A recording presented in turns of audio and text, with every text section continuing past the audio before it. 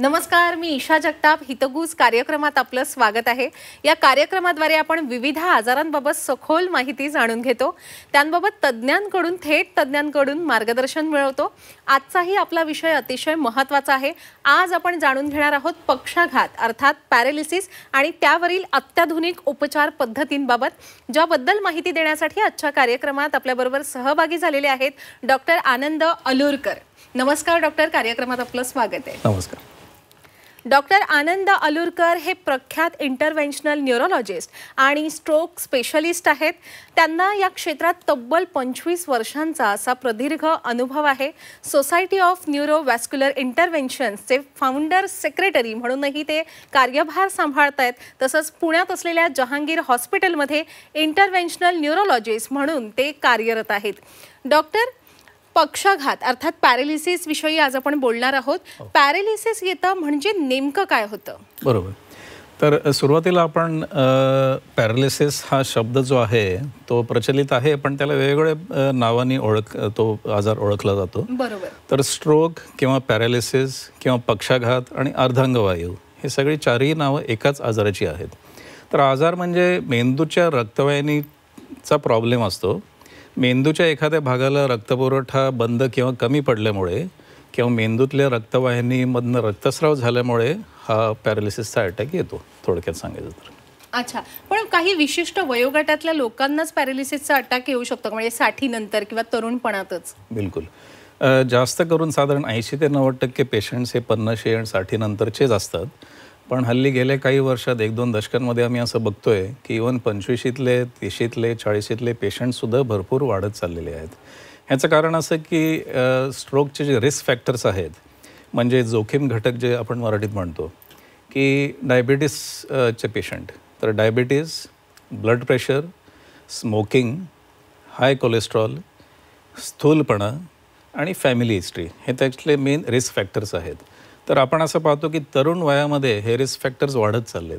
कमी वयामध्ये स्ट्रेस जास्त असल्यामुळे स्मोकिंगचं प्रमाण वाढते, ब्लड प्रेशर हाय असल्याचं प्रमाण वाढते, डायबिटीसचं प्रमाण वाढते तरुण वयामध्ये.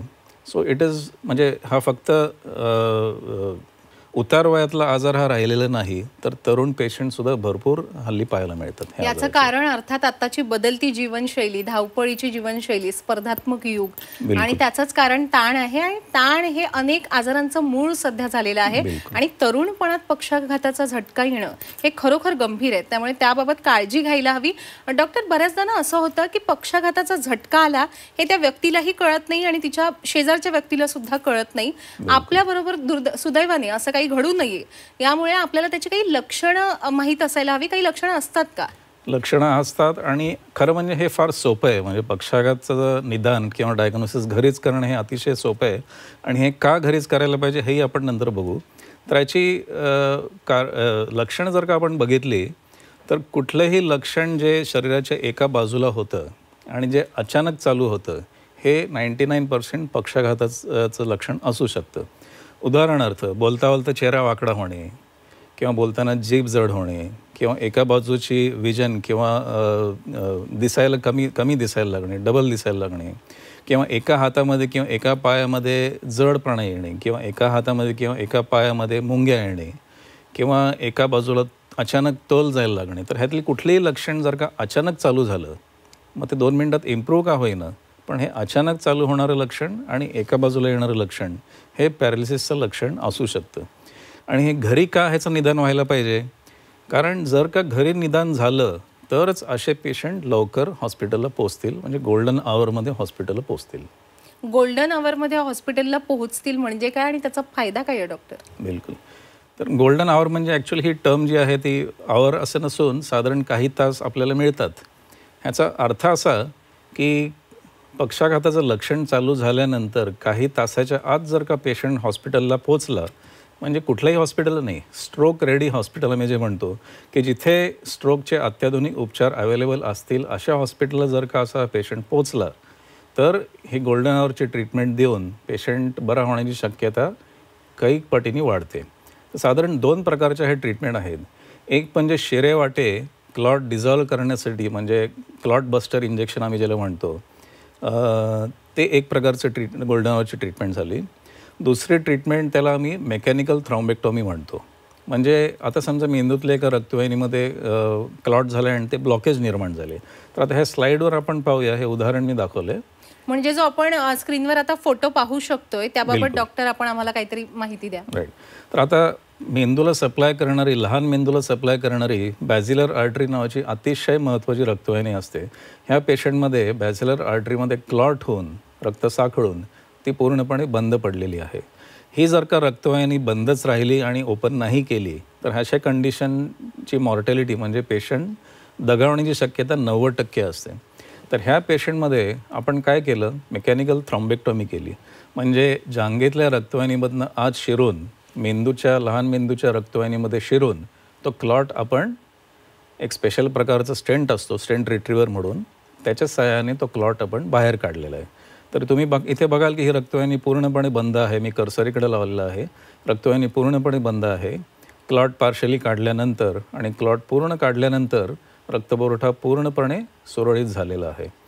डॉक्टर आपण क्रमांकानुसार सुद्धा सांगू शकता. म्हणजे इथे मला स्क्रीनवर 4 फोटो दिसत आहेत. एक डाव्या बाजूला जो वरचा पहिल्या नंबरचा फोटो आहे त्यात कशी स्थिती आहे? राईट. तर 1 नंबरच्या फोटोमध्ये ही रक्तवाहिनी पूर्णपणे बंद असल्याचं आपल्याला दिसतंय. 2 नंबरच्या फोटोमध्ये आपल्याला असं दिसतंय की रक्तवाहिनी पार्शली म्हणजे ओपन झालेली आहे. आणि 3 आणि 4 नंबरच्या इमेजमध्ये आपल्याला असं दिसतंय की ही रक्तवाहिनी पूर्णपणे ओपन झालेली आहे ट्रीटमेंटमुळे आणि लहान मेंदूचा रक्तपुरवठा 100% पूर्णपणे सुरळीत झालेला आहे. तर ही जर का रक्तवाहिनी ओपन नाही केली तर पेशंट दगावण्याची शक्यता 90% असते. हे झालं बॅझिलर आर्टरीबद्दल. बाकीच्या रक्तवाहिन्या आहेत त्यामध्ये मॉर्टॅलिटी एवढी जास्त नसते. उदाहरणार्थ मिडल सेरेब्रल आर्टरी म्हणून जी एक महत्त्वाची रक्तवाहिनी आहे ती ओपन नाही झाली तर 30 ते 40% किंवा इव्हन 50% पेशंट्स दगावतात. तर ही लवकरात लवकर दुसरं म्हणजे गोल्डन आवरचं महत्त्व की ही जी ट्रीटमेंट आहे ती केव्हाही करून चालत नाही. ही ठराविक वेळेच्या आत केली तरच त्याचा फायदा होतो आणि त्याची रिस्क कमी असते. अच्छा, साधारण किती वेळ असते ती? तर हे जे शिरेतलं जे इंजेक्शन देऊन आपण ट्रीटमेंट करतो, थ्रॉम्बोलायसिस आपण ज्याला म्हणतो, इंट्राव्हेनस थ्रॉम्बोलायसिस, हे साधारण 3 तास किंवा 4.5 तासापर्यंत जास्तीत जास्त ही ट्रीटमेंट देणं आवश्यक असतं. आणि ही मेकॅनिकल थ्रॉम्बेक्टॉमीची ट्रीटमेंट आहे, ज्याचे उदाहरण मी तुम्हाला स्लाईडवर दाखवलं, ती ट्रीटमेंट लक्षणं चालू झाल्यानंतर 6 तासाच्या आत देणं आवश्यक असतं. अर्थात प्रत्येक पेशंट जो हॉस्पिटलमध्ये 6 तासाच्या आत येतो त्याला काही ट्रीटमेंट देता येत नाही.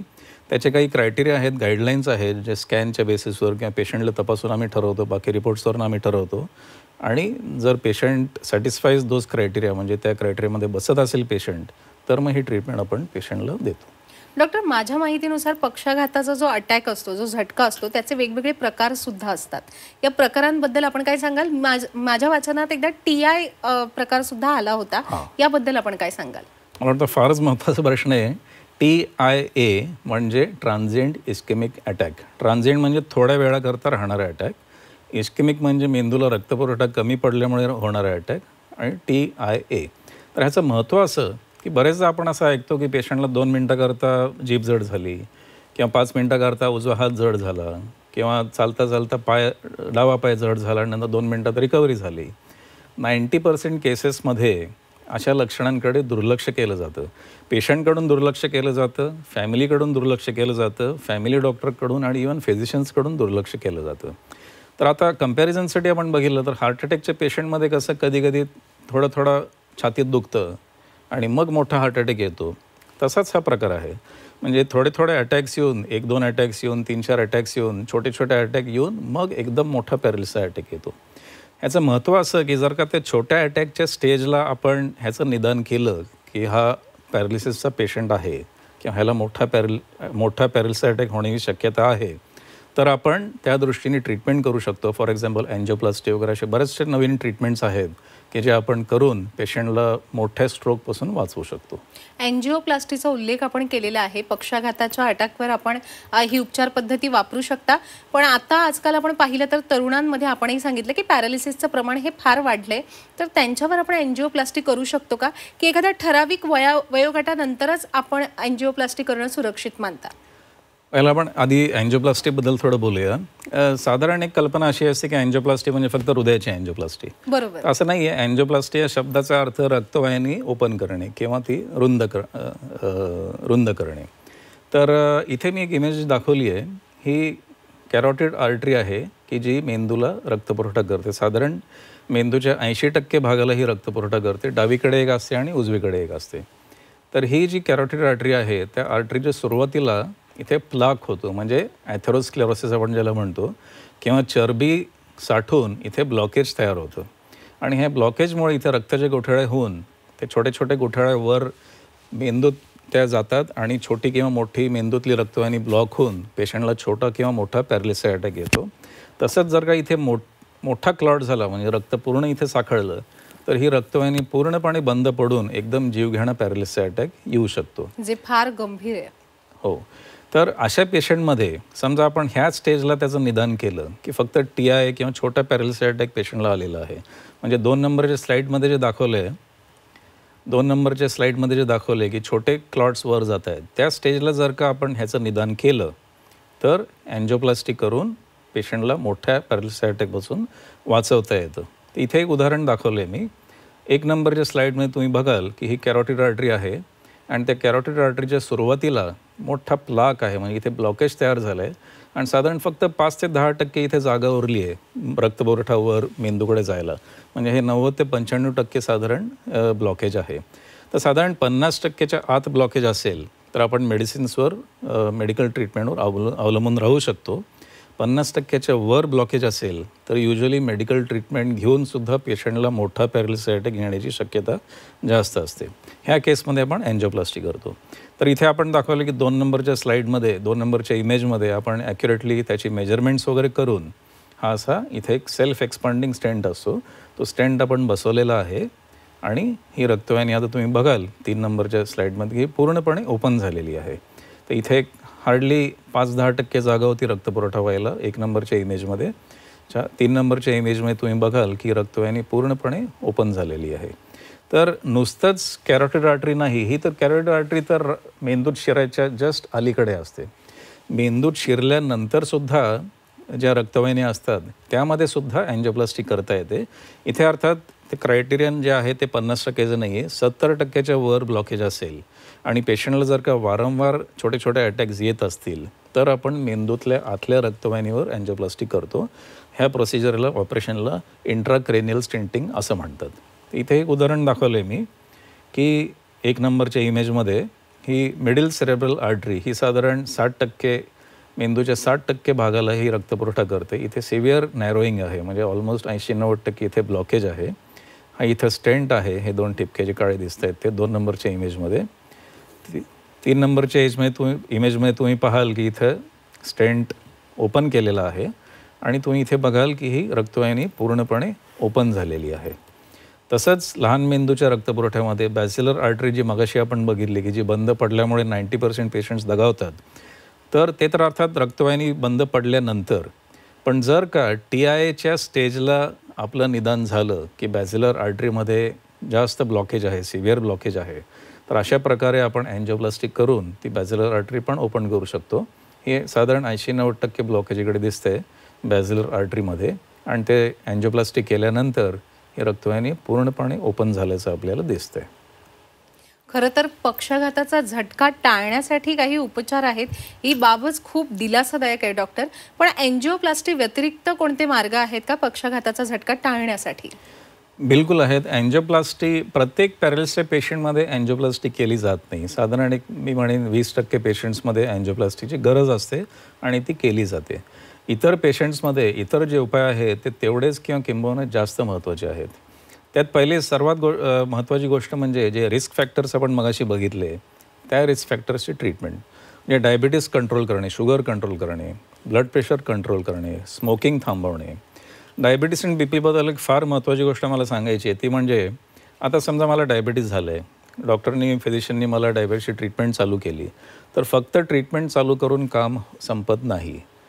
वारंवार शुगर चेक करून डायबिटीसच्या गोळ्यांची डोस ॲडजस्ट करणे आणि शुगर ठराविक लेवलमध्ये मेंटेन करणे फार महत्त्वाचं आहे. तसंच ब्लड प्रेशरमध्ये सुद्धा बरेचसे पेशंट काय करतात, एकदा गोळी चालू केली की नंतर वर्षानुवर्ष डॉक्टरकडे परत फॉलोअपच करत नाहीत की मला काही त्रास होत नाही आहे, मला काय दाखवायची गरज नाही आहे असं म्हणून डॉक्टरकडे नंतर फॉलोअपच होत नाही किंवा इव्हन BP पण चेक केलं जात नाही. ठीक आहे, डॉक्टरकडे जायचं नसेल तर हल्ली घरी BP चेक करता येतं. फारच 2 मिनिटात सोपी गोष्ट आहे ती घरी BP चेक करणं. तर एक ठराविक लेवलच्या आत ब्लड प्रेशर राहणं अतिशय महत्त्वाचं आहे. फक्त गोळी चालू करून होत नाही, पण फॉलोअप करून BPची लेवल वारंवार बघून त्याप्रमाणे BPच्या गोळ्यांचा डोस ॲडजस्ट करून ते कंट्रोलमध्ये राहणं हे फार महत्त्वाचं आहे. तसंच स्मोकिंग बंद करणे.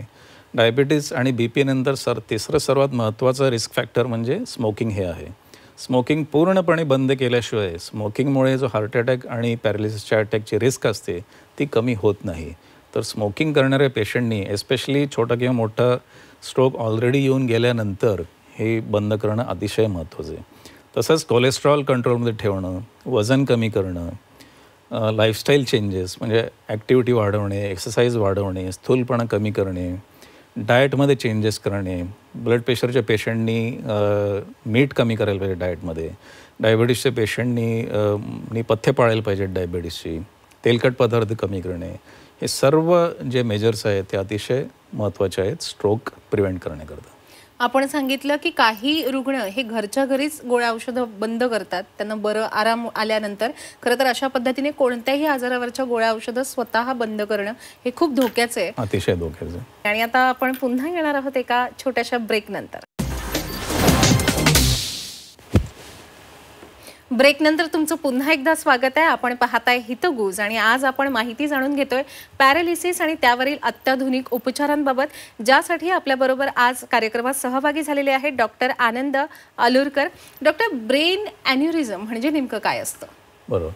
तर आपण मगाशी जे म्हणले की पॅरालिसिसचे 2 प्रकार असतात, म्हणजे रक्तस्राव झाल्यामुळे रक्तपुरवठा बंद पडल्यामुळे. तर रक्तस्राव झाल्यामुळे जो प्रकार आहे त्याचा एक मेन घटक म्हणजे ॲन्युरिझममुळे होणारं ब्लिडिंग. तर ॲन्युरिझम म्हणजे मेंदूतल्या रक्तवाहिनीवर आलेला एक फुगा असतो. म्हणजे ट्रकचं टायर फाटल्यावर कशी ट्यूब बाहेर येते तसा तो प्रकार असतो. त्या ठराविक लोकेशनला मेंदूतील रक्तवाहिनी कमकुवत असते आणि रक्तपुरवठ्याच्या फोर्समुळे, ब्लडच्या फोर्समुळे तिथे छोटा फुगा तयार होतो. आणि जसं पेशंटचं वय वाढेल तसं ते फुगा मोठा मोठा होत तो पातळ होत राहतो आणि एक दिवशी फुटतो. तर इथे जी मी स्क्रीनवर दाखवलं आहे ही इमेज, ही CT स्कॅनची इमेज आहे. तर मेंदूतलं ॲन्युरिझम फुटून मेंदूत जो रक्तस्राव झाला आहे त्याची ही इमेज आहे. आपण जर का स्लाईड दाखवली, तर ही CT स्कॅनची इमेज आहे. तर हे सगळं व्हाईट जे दिसतंय, पांढरं जे दिसतंय ते मेंदूत झालेलं ब्लिडिंग आहे. याला सब अरेक्नॉइड हेमरेज असं म्हणतात. ॲन्युरिझम फुटल्यामुळे जो रक्तस्राव होतो त्या पेशंटची ही इमेज आहे. अगदीच. डॉक्टर, ब्रेन ॲन्युरिझम म्हणजे नेमकं काय आहे हे आपण सांगितलेलं आहे, आणि जे ऐकायलाच मला फार गंभीर वाटलं, तर हा आजार फार गंभीर असेल. यावर काही अत्याधुनिक उपचार आहेत का? बिलकुल. साधारण त्याची कन्व्हेन्शनल ट्रीटमेंट अशी होती की ॲन्युरिझमचं एकदा निदान झालं की कवटी उघडून त्या ॲन्युरिझमपर्यंत पोहोचून त्याला क्लिप लावणे, अशी किचकट एकदम अशी ट्रीटमेंट आतापर्यंत होती. पण गेल्या एक 20-25 वर्षात कॉइलिंग नावाची नवीन ट्रीटमेंट प्रचलित झाली आहे. तर ह्या इमेजमध्ये आपण पाहतोय हा जो फुग्यासारखा आहे तो ॲन्युरिझम आहे. तर आपण काय करतो की ह्या फुग्यामध्ये आत शिरून अर्ध्या मिलीमीटरची ट्यूब असते, मायक्रो कॅथेटर आपण त्याला म्हणतो, त्यावरनं प्लॅटिनम धातूचे कॉइल्स आत पुश करून तो फुगा आपण आतनं भरून तो आपण पॅक करतो, जेणेकरून त्यात रक्त जाऊ नये आणि तो परत फुटू नये याकरता. तर काही उदाहरण जर का दाखवायची म्हणली तर हा एक मोठा ॲन्युरिझम आहे. तो फुटून पेशंटला मेंदूत रक्तस्राव झालेला होता. तर आपण ह्या 2 नंबरच्या इमेजमध्ये हा मायक्रो कॅथेटर आपण आत नेलेला आहे आणि त्यात कॉइल्स भरून हा फुगा आपण आतनं पॅक केलेला आहे. आणि तुम्ही इथे बघाल की इथं रक्त ॲन्युरिझममध्ये जात नाही आहे आणि तो ॲन्युरिझम पूर्णपणे ब्लॉक झालेला आहे 4 नंबरच्या इमेजमध्ये. तसंच हा दुसरा एक उदाहरण आहे. हा ॲन्युरिझम आहे छोटा. तर ह्या ॲन्युरिझममध्ये आपण आतपर्यंत पोचलेलो आहे 2 नंबरच्या इमेजमध्ये. 3 नंबरच्या इमेजमध्ये हे आता मी इथे कॉइल्स आपण प्लॅटिनमच्या पुश केलेल्या आहेत. आणि 4 नंबरच्या इमेजमध्ये असं दिसतंय की हा फुगा आतनं आपण पूर्णपणे ब्लॉक केला आहे, बंद केला आहे, की जेणेकरून त्यात रक्तपुरवठा जाऊ नये आणि तो परत फुटू नये. कॉइलिंगबरोबर तसंच फ्लो डायव्हर्टर स्टेंटिंग नावाची एक अतिशय एक्सक्विजिट म्हणजे अतिशय महत्त्वाची अशी ट्रीटमेंट आहे. आता हा ऑलमोस्ट 3-3.5 सेंटीमीटरचा फुगा आहे जो फुटून रक्तस्राव झाला होता मेंदूमध्ये. तर आपण इथे काय केलं की फ्लो डायव्हर्टर नावाचा एक स्पेशल स्टेंट इथे बसवलेला आहे. तो काय करतो की फ्लो ॲन्युरिझमपासून दूर डायव्हर्ट करून फ्लो नॉर्मल रक्तवाहिनीकडे नेतो आणि हळूहळू ॲन्युरिझममधला फ्लो कमी होऊन over A period of time म्हणजे काही कालांतराने तो ॲन्युरिझम श्रिंक होत, त्यात क्लॉटिंग होऊन तो ॲन्युरिझम श्रिंक होऊन तो पूर्णपणे ॲन्युरिझम बंद झालेला दिसतो आपल्याला. तर ही ट्रीटमेंट नंतर 6 महिन्यांनी केलेली अँजिओग्राफी आहे. त्यामध्ये असं दिसतंय की ॲन्युरिझम पूर्णपणे नाहीसा झालेला आहे. तर ही ट्रीटमेंट मेंदूला किंवा कवटीला काही बिलकुल हात न लावता जांघेतल्या रक्तवाहिनीमधनं आत न जाऊन केलेली ही ट्रीटमेंट आहे. अगदीच. डॉक्टर, आज आपण या ठिकाणी उपस्थित राहिलात आणि आम्हाला पॅरालिसिस आणि त्यावरील अत्याधुनिक उपचार पद्धतींबाबत एवढी सखोल माहिती दिली, त्याबद्दल मी आपले मनापासून आभार व्यक्त करते. धन्यवाद. Thank you very much. प्रेक्षक हो, आता वेळ झालेली आहे इथेच थांबण्याची. ताज्या घडामोडी पाहण्यासाठी नेहमीच पाहत रहा झी 24 तास.